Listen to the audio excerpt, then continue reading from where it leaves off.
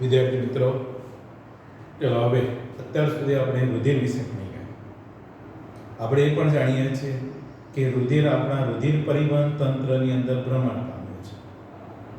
રુધિર પરિવહન તંત્રમાં હૃદયમાંથી રુધિર બહાર લઈ જનારી મહાધમની, ધમનીઓ, ધમનિકાઓ, નાની નાની કેશિકાઓ, રુધિર કેશિકાઓ ભેગી થઈ અને સિરિકાઓ ભેગી થઈને શિરાઓ ભેગી થઈને મહાશિરાઓ, ફરી પાછું રુધિર હૃદયમાં, અને આ રીતે એક બંધ પરિવહન તંત્રમાં રુધિર વહન પામતું હોય છે.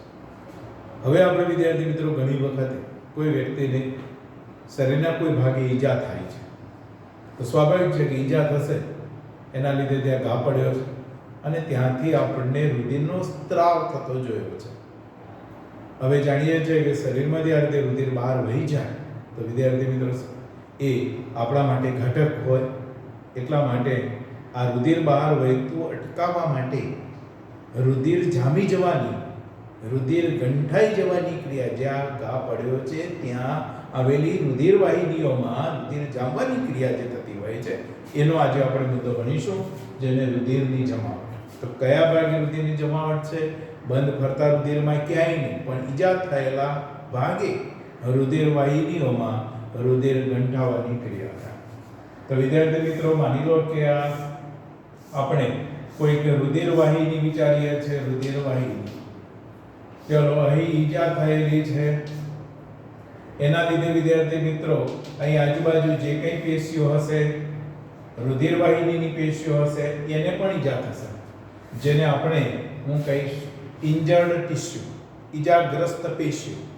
તો ઈજાગ્રસ્ત પેશીઓ આ રીતે રુધિર વાહિનીઓ પણ ગણાય, અને એની બહારની આવેલી કોઈ પેશીઓ હશે એ પણ ગણાય પેશી. તો વિદ્યાર્થી મિત્રો, હવે આને ઇન્જર્ડ ટિશ્યુ આપણે કહીશું. સાથે સાથે આપણે એ પણ જાણીએ છીએ કે આની અંદર રુધિર વહે છે, અને રુધિરની રચનામાં ભણી ગયા છીએ આપણે કે રુધિર રસ, જેને આપણે પ્લાઝમા તરીકે બોલીએ છીએ, અને રુધિરની અંદર આવેલા કોષો, જેને આપણે રુધિર કણો, અને ખાસ કરીને એને ત્રણ નામથી બોલીએ છીએ: આરબીસીસ રક્તકણો, ડબ્લ્યુબીસી શ્વેતકણો, અને આપણે કહીએ છીએ કે ભાઈ પ્લેટલેટ્સ તરીકે, જેને આપણે રુધિર કણિકાઓ અથવા ત્રાકકણો જેવા શબ્દથી બોલીએ છીએ. તો વિદ્યાર્થી મિત્રો, આની અંદર આ જે રુધિર વહી રહ્યો છે, ઈજા થયેલા ભાગથી બહાર રુધિર અટકાવવા માટે આ ઇન્જર્ડ ટિશ્યુ અને ખાસ પ્લેટલેટ્સ, અહીં આવેલા આવા રુધિર કણિકાઓ, પ્લેટલેટ્સ, બ્લડ પ્લેટલેટ્સ, રપ્ચર એટલે તૂટવું, તૂટે, તો ઈજાગ્રસ્ત પેશીઓ અને અહીં આવેલા જે પ્લેટલેટ્સ એ તૂટે એટલે એમાંથી થ્રોમ્બોપ્લાસ્ટિન પેદા થાય. થ્રોમ્બોપ્લાસ્ટિન, આ થ્રોમ્બોપ્લાસ્ટિન ને બીજા નામમાં થ્રોમ્બોકાઇનેઝ ઉત્સેચક તરીકે બોલવામાં આવે છે. તો ચલો, થ્રોમ્બોકાઇનેઝ ઉત્સેચકના ઉત્પત્તિ સ્થાન ઇન્જર્ડ ટિશ્યુ અને તૂટેલા ત્રાકકણ રુધિર કણિકાઓમાંથી. હવે આ થ્રોમ્બોકાઇનેઝ એટલે કે થ્રોમ્બોપ્લાસ્ટિન શું કરે? તો આપણા રુધિર રસની અંદર, રુધિર રસમાં વિદ્યાર્થી મિત્રો ઘણા કારકો છે, રુધિર જામવામાં ભાગ ભજવનારા ઘણા કારકો, એને કે ફેક્ટર્સ છે. એમાંનું જે પ્રોથ્રોમ્બિન નામનું જે ફેક્ટર હશે, પ્રોથ્રોમ્બિન, એ પ્રોથ્રોમ્બિન નામના ફેક્ટરને આ થ્રોમ્બોપ્લાસ્ટિન એટલે કે થ્રોમ્બોકાઇનેઝ એ થ્રોમ્બિનમાં ફેરવે. તો થ્રોમ્બિન એ સક્રિય સ્વરૂપ થયું કહેવાય. આ રુધિર રસની અંદર રહેલું નિષ્ક્રિય છે. જ્યારે થ્રોમ્બોપ્લાસ્ટિન, જ્યારે પ્રોથ્રોમ્બિનને થ્રોમ્બિનમાં ફેરવે એ વખતે કેલ્શિયમ આયન પણ આમાં ભાગ ભજવે છે એની સક્રિયતા માટે. હવે જે રુધિર રસની અંદર આ થ્રોમ્બિન બની, થ્રોમ્બિન શું કરે છે? રુધિર રસની અંદર રહેલું ફાઇબ્રિનોજન, જે દ્રાવ્ય સ્વરૂપે હોય છે, ફાઇબ્રિનોજન એ રુધિર રસમાં રહેલું દ્રાવ્ય સ્વરૂપે, અને એને ફાઇબ્રિનમાં ફેરવે. ફાઇબ્રિનોજનમાંથી ફાઇબ્રિન, હવે ફાઇબ્રિન એક તંતુમય પ્રોટીન છે અને આ તંતુમય પ્રોટીન હોવાને લીધે આ કપાયેલા ભાગે વિદ્યાર્થી મિત્રો ફાઇબ્રિનના તંતુનું જાળું બને. એ જાળું એટલે ફાઇબ્રિન તંતુનું જાળું બનશે. હવે આ ફાઇબ્રિન તંતુનું જાળું બનવાને લીધે રક્તકણ, શ્વેતકણ, ત્રાકકણ હવે આ જાળાની અંદર ફસાઈ જશે અને જાળાની અંદર ફસાવાને લીધે એ ધીમે ધીમે રુધિર ગંઠાવાની ક્રિયા, જેને આપણે બ્લડ ક્લોટ તરીકે બોલીએ છીએ, બ્લડ ક્લોટ. હવે શરૂઆતની અંદર વિદ્યાર્થી મિત્રો થોડુંક એવું પ્રવાહી આમાંથી બહાર નીકળશે જાળામાંથી, અને પ્રવાહી પારદર્શક પીળા રંગનું હોય છે અને આ પારદર્શક પીળા રંગના પ્રવાહીને સીરમ કહેવામાં આવે છે. સીરમ. હવે વિદ્યાર્થી મિત્રો આ સીરમની અંદર કોઈ રુધિર કણ નહીં હોય, રક્તકણ, શ્વેતકણ એ તો બધા અંદર અટકાઈ ગયા. ફાઇબ્રિનોજન પણ એમાં નહીં હોય. તો ફાઇબ્રિનોજન નામનું પ્રોટીન વગરનું આ પારદર્શક પ્રોટીન અને જે થોડા કલાકો પછી એ ધીમે ધીમે બદામી રંગનું બની જશે અને એના ઉપર કવરિંગ થઈ જશે. તો ચાલો તાત્કાલિક રુધિર ઘટાડવા માટે ઈજાગ્રસ્ત ભાગે જે રુધિર વાહિનીની ઈજા થઈ છે ત્યાં રુધિરનો બહાર ફ્લો જતો અટકાવવા માટે વિદ્યાર્થી મિત્રો આ રુધિર જામી જવાની ક્રિયા બહુ જ અગત્યની છે. તો ચાલો એ રુધિર જામી જવાની ક્રિયાની શરૂઆત કઈ રીતે થાય? તો ઘા પડે છે ત્યાં રુધિર વાહિનીઓ કપાય છે, એના લીધે ઇન્જર્ડ પેશીઓ, આ જે રુધિર વાહિનીની પેશીઓ અને બહારની જે પેશીઓ એમાંથી પણ થ્રોમ્બોપ્લાસ્ટિન સ્ત્રાવ થાય. હવે રક્તકણો પ્લેટલેટ્સ, રુધિર કણિકાઓ જે છે એ પણ તૂટશે અને એના લીધે આ ઉત્સેચક પેદા થશે, જેને થ્રોમ્બોકાઇનેઝ, થ્રોમ્બોપ્લાસ્ટિન કહેવામાં આવે. આ ઉત્સેચક છે એના વડે પ્રોથ્રોમ્બિનમાંથી થ્રોમ્બિન બનવાની ક્રિયા થશે. જે પ્રોથ્રોમ્બિન રુધિરરસમાં હાજર જ છે પ્લાઝમામાં, પણ એ નિષ્ક્રિય સ્વરૂપે છે. એ કેલ્શિયમની મદદથી અને આ ઉત્સેચકની હાજરીમાં સક્રિય થ્રોમ્બિનમાં ફેરવાય છે.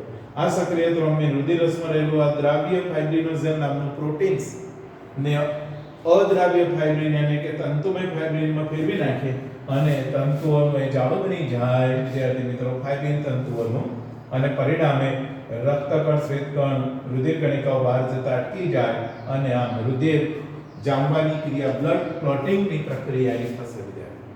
અને શરૂઆતમાં થોડુંક બહાર જે પારદર્શક પ્રવાહી આવશે એને સીરમ તરીકે બોલવામાં. હવે વિદ્યાર્થી મિત્રો એ તમે જોયું કે આખી આ પ્રક્રિયા, તો રુધિર જામી જવાની જે પ્રક્રિયા છે એ ઘણા કારકો શ્રેણીબદ્ધ અસર કરે છે. હવે વિદ્યાર્થી મિત્રો આવા કારકોને ફેક્ટર્સ તરીકે બોલવામાં આવે છે. અહીં તમે જુઓ તો ફાઇબ્રિનોજનને પહેલું કારક કહેવામાં આવે છે. ફાઇબ્રિનોજનને, પ્રોથ્રોમ્બિનને રુધિર જામવામાં ભાગ ભજવનાર બીજું કારક કહેવામાં આવે છે. થ્રોમ્બોપ્લાસ્ટિન એને કે થ્રોમ્બોકાઇનેઝ ઉત્સેચકને ત્રીજું કારક કહેવામાં આવે છે. કેલ્શિયમ આયનોને ચોથું કારક કહેવામાં આવે છે. આમ 13 થી વધારે કારકો રુધિર જામી જવાની ક્રિયામાં આ રીતે સંકળાયેલા હોય છે. તો વિદ્યાર્થી મિત્રો આ રુધિર જામી જવાની ક્રિયાની મહત્વની વાત થઈ ગઈ અને રુધિર જામી જવી એક અગત્યની ઘટના છે. તો હવે રુધિર જામી જવામાં ભાગ ભજવતા કોષો કે તો યાદ રાખજો પ્લેટલેટ્સ રુધિર જામી જવામાં ભાગ ભજવનારું ખનિજ તત્વ તો યાદ રાખજો કેલ્શિયમ ખનિજ તત્વ. રુધિર જામી જવાની ભાગ ભજવનારા પ્રોટીન્સ તો પ્રોથ્રોમ્બિન, ફાઇબ્રિનોજન, અરે થ્રોમ્બોકાઇનેઝ જે આપણે ઉત્સેચક પણ પ્રોટીનના બનેલા છે તે.